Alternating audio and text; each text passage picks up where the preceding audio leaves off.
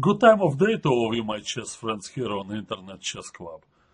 Well, this is Grandmaster Alex Yermolinsky, and today I'm in charge of final game of the day, a highlight from Norway Chess Tournament. It just concluded today.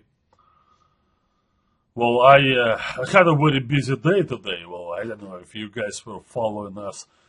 Well, I was joined with the famous English chess journalist Mark Crowther of the Weekend Chess fame, and finally we got together, and honestly we had a blast, and we did double dipping. We covered, of course, the last round of the exciting Norway tournament, and then seamlessly we switched to covering the Great Blitz event featuring the amazing comeback of Garry Kasparov after 11 years of inactivity. He more than held his own against the best players in the United States, actually achieving a positive result, +1 and finishing third, just half point away from second place finisher Wesley So. And of course, you know, Nakamura and Caruana were the other players present. Yeah, but today's video is going to be about the last round of the Norway chess. And for our featured game, I chose not the game of the eventual winner, Magnus Carlsen. I'm sure he was represented and overly so in the previous game of the day videos issued by our crew here at the Internet Chess Club. I would like instead to show you a game between the two all-time rivals and bitter ones at that, Vasily Topalov and Vladimir Kramnik.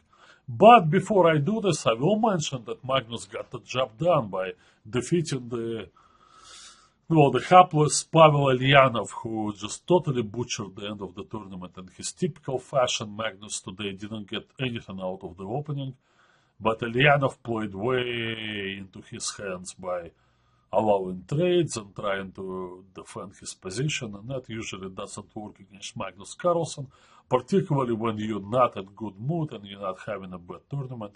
And the inevitable happened. Magnus won. Other games, though, finished peacefully.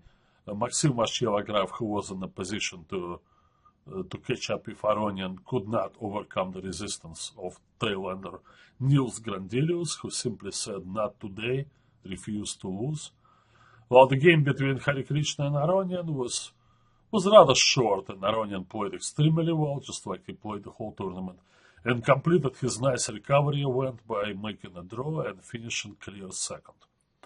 Now, both Topalov and Kramnik, Anish Giri tried to beat Li Chao, but it wasn't meant to be. Great effort from Anish, but the tournament to forget. And for Li Chao, back to the bride. Okay, well, you postpone your wedding, and now no more excuses.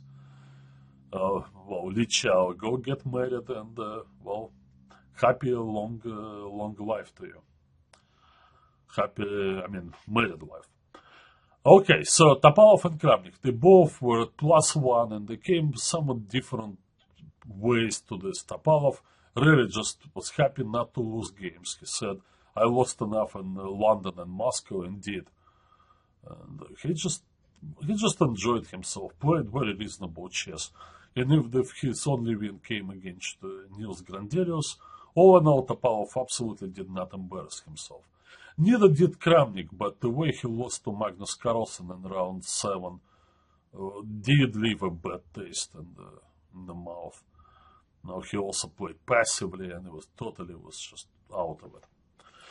But he redeemed himself by winning a very good game against Pintava Hare Krishna. So, both guys at +1 with a theoretical chance to catch a share of first, should Magnus fail to beat Eljanov. So there we go. E4. And, of course, no Berlin. Alright. Interestingly enough, that games between these two, since that fateful match in the list of World Championship match, marred forever by the controversy, toilet scandal, and Kramnik forfeiting a game and yet, prevailing on tie breaks,